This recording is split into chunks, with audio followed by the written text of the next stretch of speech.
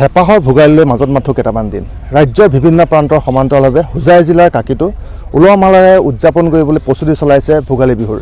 আৰু মই বৰ্তমান উপস্থিত আছোঁ কাকিৰ পাথৰি চাৰিআলিত। আৰু পাথৰি চাৰিআলিৰ কাষৰ যি খেলপথাৰ আছে, এই খেলপথাৰ স্থানীয় যি যুৱকসকল আছে, যুৱকসকলৰ প্ৰচেষ্টাত ইয়াত তেওঁলোকে নিৰ্মাণ কৰিছে ভেলাঘৰ। আৰু ভেলাঘৰৰ লগতে তেওঁলোকে নিৰ্মাণ কৰা পৰিলক্ষিত হৈছে যি জাপি, অসমীয়া পৰম্পৰা যি জাপি, আৰু তেওঁলোকে ইয়াত নিৰ্মাণ কৰিছে যি ভেলাঘৰ ভাগৰ কাষতেই তেওঁলোকে মহৰ শিঙৰ পেঁপা আৰু এনেদৰে তেওঁলোকে বিভিন্ন বয় বস্তু তেওঁলোকে আহিৰে ইয়াত তেওঁলোকে নিৰ্মাণ কৰাৰ এক পৰিকল্পনা লৈছে। আৰু বৰ্তমান এনেদৰে যি গাঁৱৰ লোকসকল আছে, গাঁৱৰ যি যুৱকসকল আছে, যুৱকসকলে বৰ্তমান ব্যস্ত হৈ পৰা পৰিলক্ষিত হৈছে যি তেওঁলোকে মেজিঘৰ নিৰ্মাণ কৰাত। আমাৰ লগত এজন স্থানীয় যুৱক আছে, আমি তেওঁৰ কাষলৈ যাম।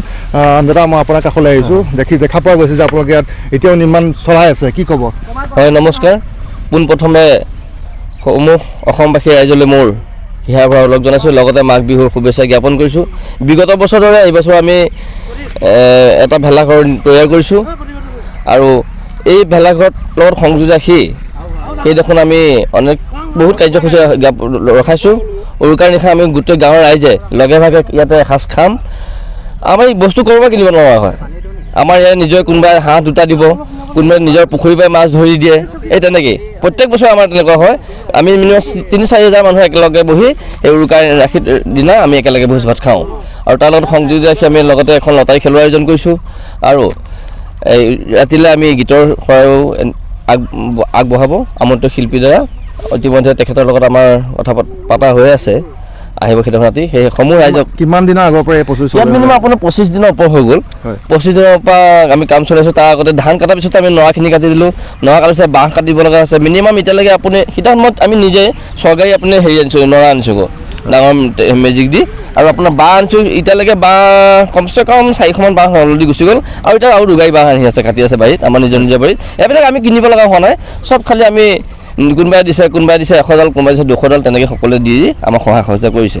কি বনোৱা আৰ্হি আপোনালোকে ব্যৱস্থা কৰিছে? আমি এবাৰ বনাইছোঁ আপোনাৰ সৰুদৈ জাপি ভাগ, আপোনালোকৰ সন্মুখত দেখিছে, সৰুদৈ জাপি ভাগ বনাইছোঁ। লগতে জুৰীয়া শিঙীয়া পেঁপা এযোৰ বনাম আৰু ঢোল দুটা হ'ব।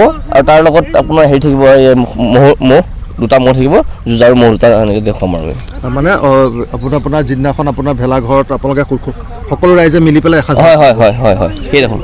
এই আছিলে স্থানীয় যুৱকৰ ভাষ্য। আৰু বৰ্তমান তেওঁ এটা কথা উল্লেখ কৰিছে যে যি পাথৰি গাঁৱৰ ৰাইজ, এই পাথৰি গাঁৱৰ ৰাইজে সকলো ৰাইজে একগোট হৈ পেলাই যে ভেলাঘৰ নিশা তেওঁলোকে ভোজে ভাতে এসাঁজ এটা নিশা কটাব, আৰু তাৰ বাবে তেওঁলোকে এনেদৰে প্ৰস্তুতি চলোৱা পৰিলক্ষিত হৈছে। হোজাইৰ পৰা জিতুমণি শইকীয়াৰ ৰিপৰ্ট, ND24।